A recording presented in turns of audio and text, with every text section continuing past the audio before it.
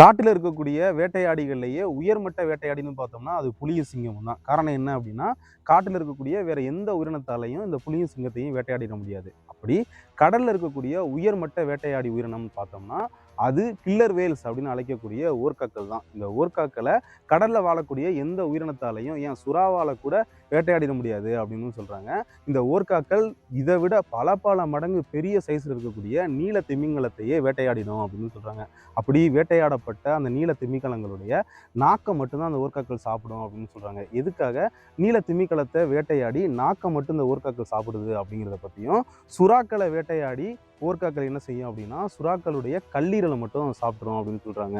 எதுக்காக சுறாக்களுடைய கல்லீரலை மட்டும் இந்த ஓர்காக்கள் சாப்பிடுது அப்படிங்கிறத பற்றியும், இப்படி இது சுறாவை வேட்டையாடையில ரொம்ப புத்திசாலித்தனமாக சுறாக்களை மயக்கம் அடைய வச்சு தான் வேட்டையாடுது. எப்படி புத்திசாலித்தனமாக சுறாக்களை மயக்கம் அடைய வச்சு வேட்டையாடுது அப்படிங்கிறத பற்றியும், இந்த ஓர்காக்களை பற்றியும் தான் அந்த வீடியோவில் பார்க்க போகிறோம்.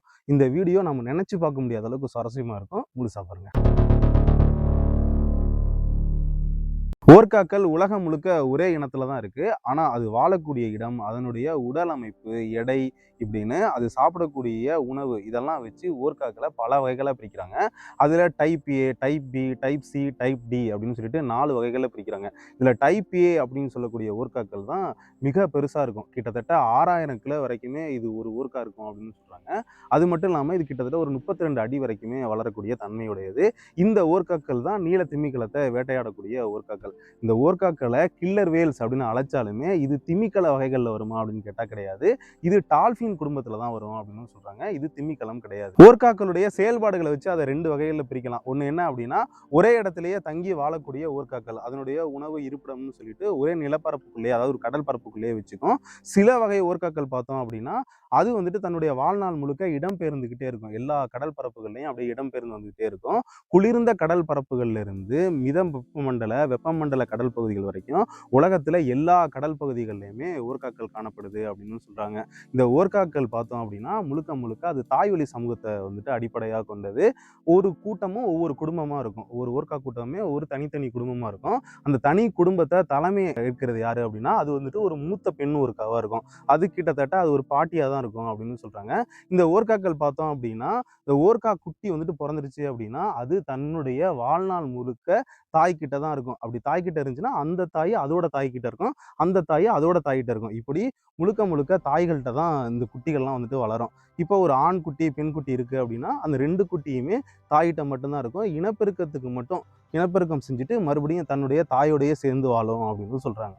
தனித்தனி குடும்பங்களுக்குள்ளேயும் வாழக்கூடிய ஓர்காக்கள் பார்த்தோம் அப்படின்னா அதனுடைய உடல் அசைவு, அதுக்கப்புறம் அதுக்கு விசில் அப்படிங்கக்கூடிய ஒரு சத்தத்தின் மூலமாக தான் தன்னுடைய குடும்பத்துக்குள்ள இருக்கக்கூடிய உறுப்பினர்கள்ட்ட வந்துட்டு தகவல் தொடர்பு கொள்ளும். இந்த விசில் சத்தம் பார்த்தோம் அப்படின்னா அது ஒரு குறிப்பிட்ட அதிர்வெண்ணில் இருக்கும். ஒவ்வொரு ஓர்காக்களுக்குமே தனித்தனி விசில் சத்தம் இருக்கும் அப்படின்னு சொல்றாங்க. இது அந்த ஓர்காக்களுக்கான சிக்னேச்சர் சவுண்டா இருக்கும் அப்படின்னு சொல்றாங்க. அதாவது அது ஒரு குறிப்பிட்ட அதிர்வெண்ணில் அந்த ஓர்கா வந்துட்டு அந்த விசில் சத்தத்தை கொடுக்கும். இது அந்த ஓர்காக்களுக்கு தனித்தனி பேர்களா இருக்கும் அப்படின்னு சொல்றாங்க. அதாவது ஒரு ஓர்கா இப்போ இன்னொரு ஓர்காவை கூப்பிடணும் அப்படின்னா கூப்பிடக்கூடிய அந்த ஓர்காக்கு வந்துட்டு ஒரு தனி அதிர்வெண்ணில் ஒரு விசில் சத்தம் இருக்கு இல்லையா, அதை இந்த ஓர்கா வந்துட்டு உச்சரிக்கும். அதாவது அந்த அதிர்வெண்ணில் வந்துட்டு சத்தம் கொடுக்கும். அந்த சத்தத்தை வச்சு கூட்டத்துக்குள்ள தன்னுடைய அதிர்வெண்ணில் இருக்கக்கூடிய விசில் சத்தத்தை தான் கூப்பிடுறாங்க அப்படின்னு சொல்லிட்டு அந்த அதிர்வெண்ணுக்கு சொந்தமான ஓர்கா வந்துட்டு ரியாக்ட் பண்ணும் அப்படின்னு சொல்றாங்க. இப்படி தனித்தனி குடும்பங்களுக்குமே தனித்தனி வகையான பேட்டர்ன்ல இந்த விசில் சத்தங்களும் அதனுடைய உடல் அசைவுகள் அதுக்கப்புறம் கம்யூனிகேஷன் செய்யக்கூடிய முறைகள் எல்லாமே ஒவ்வொரு குடும்பத்துக்குமே தனித்தனியாக இருக்கும் அப்படின்னு சொல்கிறாங்க. ஏன் அப்படின்னா இது எல்லாமே மரபு வழியில் வந்தது கிடையாது, கலாச்சார வகை கற்றல் அப்படின்னு சொல்லுவாங்க. தங்கள் குடும்பத்துக்கான தேவையான அந்த உடல் அசைவுகளை சத்தத்தை வந்துட்டு தாய் வந்துட்டு அதனுடைய குட்டிகளுக்கு சொல்லிக் கொடுக்கும் அப்படின்னு சொல்கிறாங்க. இப்போ 2 குடும்பம் இருந்துச்சு அப்படின்னா 2 குடும்பத்துக்குமான தகவல் தொடர்பு செய்யக்கூடிய முறைகள் தனித்தனியாக மாறும். தனித்தனி குடும்பங்களாக தான் போயிட்டு வேட்டையை வந்துட்டு நிகழ்த்தும். இப்போ ஒரு உயிரினத்தை வேட்டையாடணும் அப்படின்னா ஒரே குடும்பத்தில் இருக்கக்கூடிய உறுப்பினர்கள் மட்டும்தான் போய் வேட்டையாடுவாங்க. அதுக்கு தாய் ஓர்காக்கள் தான் வந்துட்டு, அதாவது இருக்கிறதுலேயே மூத்த ஓர்காக்கள் தான் வந்துட்டு தலைமை தாங்கும். எல்லா பிளானையும் வந்துட்டு அதுதான் போட்டு கொடுக்கும். அப்படி தான் போயிட்டு வேட்டையாடுவாங்க. தனித்தனி குடும்பங்கள் எப்போ எல்லாம் ஒன்று சேர்ந்து சந்திப்பாங்க அப்படின்னா அது இனப்பெருக்க காலத்தில் தான். ஒவ்வொரு ஓர்கா குடும்பங்களும் தனித்தனி குடும்பங்களாக இனப்பெருக்க காலத்தில் வந்துட்டு குடும்பமாக அப்படியே கூடுவாங்க. அப்படி கூடையில் நான் முன்னாடியே சொன்னேன், ஒவ்வொரு ஓர்கா குடும்பத்துக்குமே தனித்தனி விசில் சத்தம் இருக்கும் அப்படின்னு சொன்னேன் இல்லையா. அப்படி எல்லா குடும்பத்திலையும் இருக்கக்கூடிய இனப்பெருக்கத்துக்கு தயாரான ஓர்காக்கள் வந்துட்டு அந்த விசில் சத்தத்தை வந்துட்டு கொடுக்கும். அப்படி கொடுக்கையில் நிலையில தான் குடும்பத்துக்கு கொஞ்சம் கூட சம்பந்தமே இல்லாத ஒரு விசில் சத்தத்தை எந்த ஊர்க்கா வந்துட்டு கொடுக்குதோ அந்த ஊர்க்காவோட தான் போயிட்டு இந்த ஊர்க்காக்கள் வந்துட்டு இனப்பெருக்கம் செய்யும். இது எதுக்கு அப்படின்னா, தான் குடும்பத்துக்குள்ளேயே இனப்பெருக்கம் செய்துட்டோம் அப்படின்னா மரபு குறைபாடு வந்து தன்னுடைய குட்டிகள் வந்துட்டு ஒரு குறைபாடோட பிறக்கும் அப்படிங்கிறதுனால தான் குடும்பத்துக்கு சம்பந்தமே இல்லாத குரலை வைத்து அதை வந்துட்டு தேர்ந்தெடுத்து இது புரிஞ்சுக்கிட்டு உறவு கொண்டு ஒரு வலுவான குட்டிகளை பிறக்க வைக்கணும் அப்படிங்கிறதுக்கான அறிவு இந்த ஊர்க்காக்கள்கிட்ட இருக்கு அப்படின்னு சொல்றாங்க. இப்படி இனப்பெருக்கம் செய்தோனையே, அதாவது ஒரு ஆணோ பெண்ணோ இனப்பெருக்கம் செய்த வாக்கிலேயே திரும்பி தன்னுடைய தாய்கிட்டேயே வந்து தன்னுடைய குடும்பத்தோடையே வந்துட்டு போயிடும். பெண்ணா இருந்துச்சு அப்படின்னா அது குட்டி போடும். அந்த குட்டியை வந்துட்டு அந்த குடும்பத்தில் இருக்கக்கூடிய மெம்பர்கள் தான் வளர்ப்பாங்க. உலகம் முழுக்க வாழக்கூடிய ஊர்க்காக்களுடைய உணவு பழக்க வழக்கம் அது வாழக்கூடிய சூழலுக்கு எப்போ மாறும். சில ஊர்க்காக்கள் பார்த்தோம் அப்படின்னா மீன்களை மட்டும் சாப்பிடும். சில பனி பிரதேசத்தில், அதாவது பனிக்கடலில் வாழக்கூடிய ஊர்க்காக்கள் பார்த்தோம் அப்படின்னா சீலு, பெண்குயின் இதெல்லாம் வந்துட்டு வேட்டையாடி சாப்பிடும். இதில் டைப் ஏல இருக்கக்கூடிய மிகப்பெரிய ஊர்க்காக்களான இந்த ஊர்க்காக்கள் தான் நீல திமிக்கலத்தை வந்துட்டு வேட்டையாடும் அப்படின்னு சொல்லுவாங்க. இந்த நீல திமிக்கலத்தை வேட்டையாடுறது வந்துட்டு அவ்வளோ சர்வசாதாரண விஷயம் கிடையாது. ரொம்ப புத்திசாலித்தனமாகவே அந்த ஊர்க்கா குடும்பம் வந்துட்டு வேட்டையாடும். ஒரு குடும்பமாக தான் வேட்டையாடும். அப்படி நீல திமிங்கலம் பார்த்தோம் அப்படின்னா கிட்டத்தட்ட 1,80,000 கிலோ அளவுக்கு அதனுடைய வெயிட் இருக்கும். மிக மிக பிரம்மாண்டமானது. அது வந்துட்டு போறதை வந்துட்டு இந்த ஊர்க்கா குடும்பம் பார்த்துருச்சு அப்படின்னா அது திட்டமிட்டு இந்த திமிங்கலத்தை வந்துட்டு வேட்டையாடும். அது எப்படி வேட்டையாடும் அப்படின்னா, முதல்ல ஒரு 20 ஊர்க்காக்கள் சேர்ந்து அந்த திமிங்கலத்தை வந்துட்டு பயங்கரமா விரட்டும். தன்னுடைய கடியால, அதுக்கப்புறம் இடியால வந்துட்டு ஒட்டுமொத்தமாக அந்த திமிங்கலத்தை வந்துட்டு இடிக்கும். இதனால பயந்து போன திமிங்கலம் வந்துட்டு மிக வேகமாக நீந்தும். திமிங்கலம் வந்துட்டு ஒரு கடல் பாலூட்டி அப்படிங்கிறதுனால அது ஒவ்வொரு 20 நிமிடத்துக்கு ஒரு தடவையும் நீர்ப்பரப்புக்கு மேலே வந்துட்டு மூச்சு விடணும். அப்படி மூச்சு விட்டாதான் அதால் வந்துட்டு உயிர் வாழ முடியும்.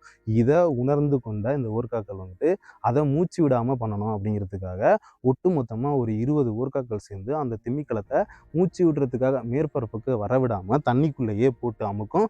மாற்றி மாற்றி போட்டு அப்படியே அமுக்கிக்கிட்டே இருக்கும். இதனால் இது ஆல்ரெடி வேகமாக போகிறதுனால இதனுடைய அந்த மூச்சு விடக்கூடிய டைம் வந்துட்டு கொஞ்சம் கொஞ்சமாக குறையும். 5 நிமிஷத்துக்கு ஒரு தடவையாவது மேலே வந்து மூச்சு விட்டால் தான் இதால் வேகமாக செயல்பட முடியும். இதற்கு உடலுக்கு தேவையான ஆக்சிஜனை எடுத்துக்க முடியும். இதனால் மேற்கொண்டு இந்த திமிங்கலத்தை அமுக்கிறதுனால அந்த திமிங்கலம் வந்துட்டு கொஞ்ச நேரத்திலேயே மூச்சு விட முடியாமல் இறந்து போயிடும். இப்படி இறந்த திமிங்கலத்துடைய உடம்பை முழுசாக வந்துட்டு இந்த ஊர்க்காக்கள் வந்துட்டு சாப்பிடாது. காரணம் என்ன அப்படின்னா, அதனுடைய உடம்பு வந்துட்டு ரொம்ப ரொம்ப ரஃப்பாக இருக்கும். இதை தவிர்க்கிறதுக்காக இந்த திமிங்கலத்துடைய நாக்கை மட்டும் சாப்பிடும் அப்படின்னு சொல்கிறாங்க. ஒரு திமிங்கலத்துடைய நாக்கு வந்துட்டு அவ்வளோ சாதாரணம் கிடையாது. கிட்டத்தட்ட ஒரு பெரிய திமிங்கலத்துடைய நாக்கு 2500 கிலோ வரைக்குமே இருக்கும். இது இந்த ஒட்டுமொத்த ஊர்க்கா குடும்பத்துக்குமே பசியை வந்துட்டு ஆட்டிடும். அது மட்டும் இல்லாமல் இந்த நாக்கு வந்துட்டு ரொம்ப சாஃப்டாக இருக்கிறதுனாலையும் அதிக சத்து வந்துட்டு இந்த நாக்கில் இருக்கிறதுனாலையும் இந்த நாக்கை மட்டுமே இந்த ஊர்க்கா குடும்பம் வந்துட்டு சேர்ந்து சாப்பிடும் அப்படின்னு சொல்கிறாங்க. இதை வந்துட்டு ஒரு எனர்ஜி கேக் அப்படின்னு சொல்கிறாங்க ஆய்வாளர்கள். அதாவது ரொம்ப எளிமையாக சாப்பிடக்கூடிய ஒரு பொருளாக இருக்கிறதுனால இப்படி திமிங்கலத்துடைய குட்டிகளை வேட்டையாடி திமிங்கலங்களுடைய நாக்கை மட்டுமே சாப்பிடக்கூடிய தன்மையை இந்த ஊர்க்காக்கள் பெற்றிருக்கு. ஆப்ஷோர் ஊர்க்காஸ் அப்படிங்கக்கூடிய ஒரு வகை ஊர்க்காக்கள் இருக்குது. இதுதான் சுறா வேட்டையை வந்துட்டு ஆடக்கூடிய ஊர்க்காக்கள். சுறா வேட்டையை வந்துட்டு ரொம்ப திட்டமிட்டு புத்திசாலித்தனமாக வேட்டையாடும். அது எப்படி அப்படிங்கிறத பற்றி பார்ப்போம். சுறாக்களுடைய தன்மை என்ன அப்படின்னா, சுறாக்களுடைய வேட்டையில் வந்துட்டு பார்த்தோம் அப்படின்னா சுறாக்கள் வேட்டையாடக்கூடிய உயிரினங்களுடைய மின் அலைகளை வந்துட்டு அப்சர்வ் பண்ணுறதுக்கான தன்மையுடையது. அதாவது சுறாக்கள் வந்துட்டு என்ன செய்யும் அப்படின்னா, ஏதாவது ஒரு அசைவு ஏற்பட்டுச்சுன்னா அதிலிருந்து வரக்கூடிய மின் சமிக்கைகளை வச்சு அந்த இடத்துல தான் அதனுடைய இறை இருக்குது அப்படின்னு சொல்லிட்டு மிக துல்லியமாக தாக்கி வந்துட்டு வேட்டையாடும். இதனால் அதனுடைய மூக்கு பகுதியில் இந்த மின் அலைகளை உணரக்கூடிய நிறைய சின்ன சின்ன துளைகள் வந்துட்டு இருக்கும். இந்த துளைகள் இருக்கக்கூடிய இடத்த வந்துட்டு ஒரு அழுத்தணும் அப்படின்னா சுறாக்கள் வந்துட்டு கொஞ்ச நேரத்துக்கு ஒரு ஷார்ட் சர்க்கியூட் மாதிரி அதனுடைய பிரெயின் வந்துட்டு ஆகி 10லேருந்து 15 நிமிஷத்துக்கு மயக்கம் அடைஞ்சிடும். இதனால் சுறாவை ஆய்வு செய்யக்கூடிய ஆய்வாளர்கள் என்ன செய்வாங்க அப்படின்னா, சுறாக்கள் வந்துட்டு அவங்க ஆய்வு செஞ்சுட்டு இருக்கையில், அதாவது அது ஒரு டேக் புடையிலையோ இல்லை அதை வந்துட்டு இப்போ ஆராய்ச்சி செஞ்சுட்டு இருக்கையில் அது கொஞ்சம் மூர்க்கமாக நடந்துச்சு அப்படின்னா அந்த மூக்கு பகுதியை வந்துட்டு ஒரு அழுத்துவாங்க. இதனால அந்த சுறா வந்துட்டு மயக்கம் அடைஞ்சிடும். இன்னொரு வகையிலையும் அந்த சுறா வந்துட்டு மயக்கம் அடைய செய்வாங்க. அது என்ன அப்படின்னா, அந்த சுறாவை தலைகீழா திருப்பையில இதே மாதிரியான ஒரு நிகழ்வு ஏற்பட்டு பிரெயினில் ஏற்படக்கூடிய மாற்றங்கள்னால அது தற்காலிக மயக்க நிலைக்கு போயிடும். இப்படி தலைகீழா திருப்புறதுனாலையும் சுறா வந்துட்டு மயக்கம் அடையும்.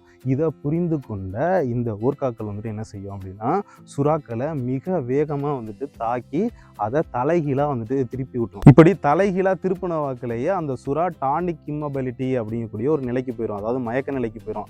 மயக்க நிலைக்கு போனோடனேயே ஒரு நோயாளியை எப்படி மயக்க நிலையில வச்சு ஒரு மருத்துவர் வந்துட்டு அறுவை சிகிச்சை செய்வாரோ அதே மாதிரி இந்த ஊர்காக்களுக்கு மிக கூர்மையான பற்கள் இருக்கும். அந்த பற்களை வைத்து அந்த சுறாவுடைய துடுப்புக்கு கீழே அழகாக வந்துட்டு ஒரு கோடு போட்டு அதை வந்துட்டு அப்படியே தன்னுடைய தலையை வைத்து வந்துட்டு பிதுக்கும். அதாவது சுறாவுடைய உடலில் வச்சுட்டு அப்படியே பிதுக்கும். அப்படி பிதுக்கையில் அந்த கல்லீரல் மட்டும் அழகாக வெளியில் வரும். அந்த கல்லீரலில் நிறைய எண்ணெய் சத்துக்கள் நிறைந்த சத்து பொருட்கள் இருக்கிறதுனால அந்த சுறாவுடைய கல்லீரலை மட்டும் இப்படி வேட்டையாடி இந்த ஊர்காக்கள் சாப்பிடும் அப்படின்னு சொல்கிறாங்க. இப்படி புத்திசாலித்தனமாக வந்துட்டு ரொம்ப பொறுமையாகவும் ரொம்ப நிதானமாகவும் வேட்டையை திட்டமிட்டு தன்னுடைய அதிகப்படியான சத்துக்கான வேட்டையை உறுதிப்படுத்திக்கும் அந்த ஊர்காக்கள் அப்படின்னு சொல்கிறாங்க. கடல் சூழலியாளர்கள் என்ன சொல்கிறாங்க அப்படின்னா, இந்த ஊர்காக்கள் இப்படி திமிங்கலத்துடைய நாக்கை மட்டும் சுறாக்களுடைய கல்லீரலை மட்டும் சாப்பிட்டுட்டு மிச்ச உடலை வந்துட்டு அப்படியே விட்டுட்டு போகிறதுனால பல உயிரினங்கள் அந்த உடல்களை வந்துட்டு சாப்பிட்டு வாழுது அப்படின்னு சொல்கிறாங்க.